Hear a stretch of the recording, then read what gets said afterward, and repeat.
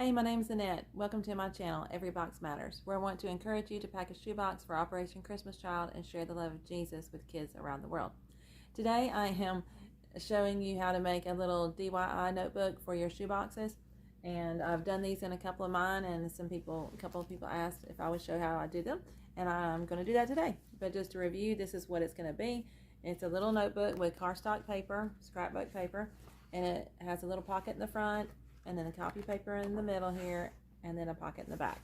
And they're really super simple to do, and I hope that this encourages you to make a few if you like, and just a little extra paper, a little extra way to add some paper to your shoe boxes. And if you have a theme, it's a good way to coordinate things together if you have the paper that you want to go with it. So anyway, I'm going to turn the camera around and show you what it is.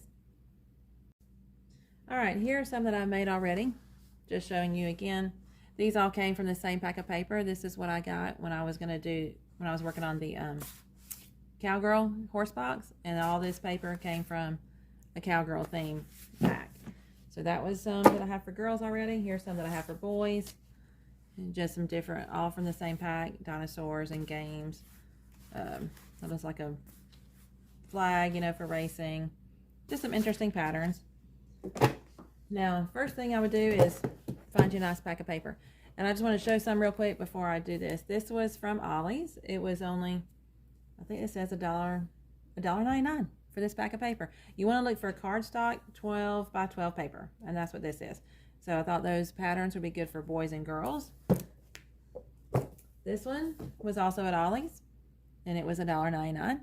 So nice neutral colors. These are good for boys and girls, but you know, it's hard to find paper packs for boys really, because these are a lot of girl ones here. This is from Hobby Lobby. This one was on clearance, and it is seasonal designs, 20 designs, 3 each. So this is 60 sheets for $5.24. It was on clearance. Beautiful paper.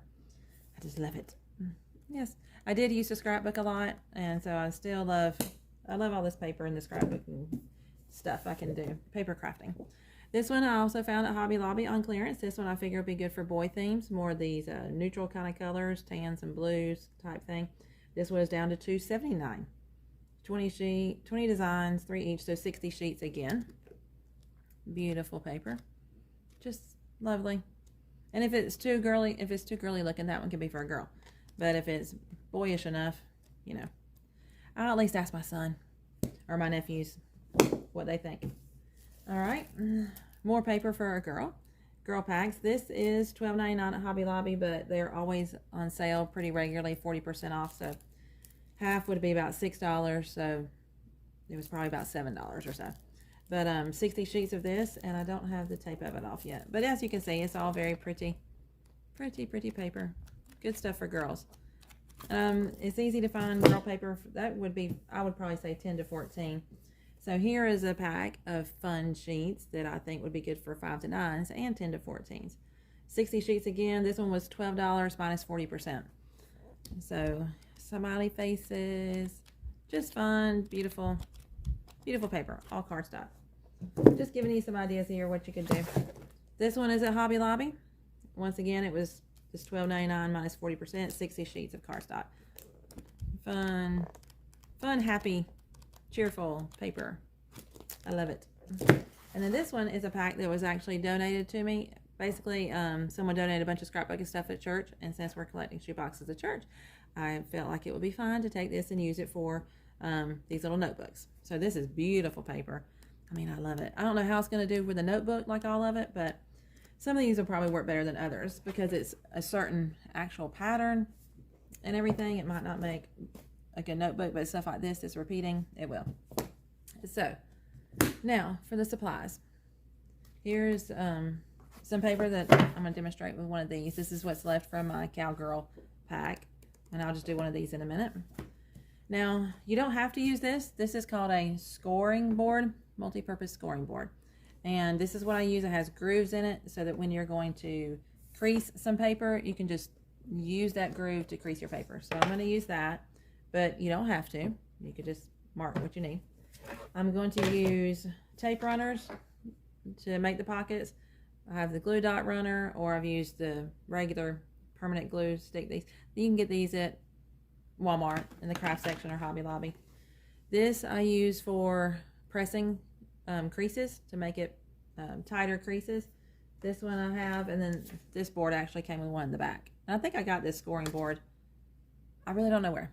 Maybe Hobby Lobby, or maybe I ordered it online just hunting on the internet. Let's see. And then some copy paper. I have a stack of copy paper over here. This is 500 sheets. And I'm going to get 10 sheets out and fold them. I did not price the copy paper right now, but I have before, and copy paper usually averages out to about a penny a piece. Okay, I've got out my 10 sheets of copy paper. So first I'm just going to take them and tap them nice and straight, and then just fold them over in half and crease it. And then I take this and I use it to crease it more. Before I had this, I also used like a glue stick, just something to really get those edges tight. It'll just make it easier to fold better and all that. And then let's get one of these pretty sheets of copy paper, of cardstock. So I'll just use this top one, this nice little hills landscape. And I'm going to take it and fold it in half. Just line it up and then just crease it very nicely. No problem there. Now the next part is making the pocket. This is where I use this. Like I said, you don't have to. But what you want to do is you want to mark it, whether you're using a ruler or this thing. I have marked where I want to fold it. This is at 8.5 plus a little bit more. So I'm not going to, it's not 3/4, it's 8, and that would make it probably 2/8, I don't know, 1, 2, 3, 4, 5, maybe 5/16. You know how fun fractions are. So that's the little mark I'm going to use. And the reason being, let me show you how that's going to turn out. When I get my little folders done, they will have some overhanging edges here, so that, the paper is like that. That's just the way I do it, so I don't have to cut anything. This way is, the only cut you have to make is this one little simple cut. So yes, it does overhang some. If that bothers you, then you'd have to trim it down and make it a better, tighter fit. But I just don't do that. So I mark it right here, a little over 8.5. And actually, I should have pulled this out. This little doodad, that's what this is for. It's for scoring it. So you just take it and you find the little groove and you come down. Okay, I just come down it a couple of times. Then take it off the board, and I'm going to fold where I scored it and just push it down and then make it tighter. And it's nicely creased. Now for the cutting. You go back and fold it long ways like this.